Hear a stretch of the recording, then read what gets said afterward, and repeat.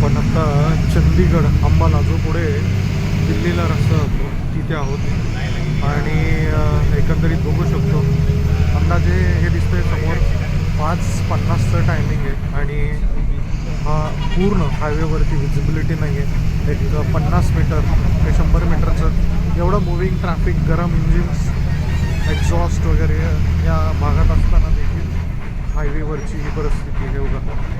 No visibility. सगळ्या गाड्या indicator लावून चालल्या आहेत आणि मी तुम्हाला थोडीशी साईडची पण परिस्थिती दाखवणार आहे. ते जर आरशातनं बघितलं बाहेरचं तर रस्त्याच्या साईडला हॉटेल्स, ढाबे हे सुद्धा दिसायचे बंद झालेले आहेत. हे बघा, हे आता रिक्षा इथे मध्ये ड्रायव्हर ओव्हरटेक करायचा प्रयत्न करतात आहेत.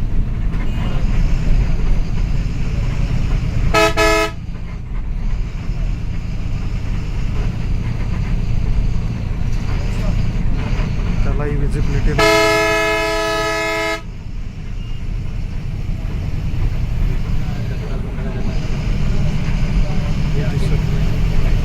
हार्डली 50-100 मीटरची विजिबिलिटी. आणि मगाशीच्या व्हिडिओमध्ये जसं सांगितलं महाराष्ट्रात आपण खूप नशीबवान आहोत की वातावरण असं नाही. आणि याच्यामध्ये अजून एक फॅक्टर आहे तो म्हणजे ग्लोबल वॉर्मिंगचा. वातावरणातले जे बदल चालू आहेत त्या वातावरणातल्या बदलांचा देखील खूप मोठा असं याच्यामध्ये कॉन्ट्रीब्युशन आहे. इथले लोकांना देखील हे थोडंसं सरप्रायझिंग आहे की वातावरण अचानक आणि 4पर्यंत एकदम ओके होतं आणि 4च्या नंतरनं अचानक वातावरणात बदल सुरू झाला आणि 5 वाजेपर्यंत तर पूर्ण धुकं व्हायला लागलं. तुम्ही पटकन लेन बदलू शकत नाही. ठीक आहे, हे आता एका दुसऱ्या ठिकाणी ऑफ रोडला थोडंसं चालू आहे बघा, काहीच दिसत नाही आहे. बाप रे बाप. Oh my God, this is incredible.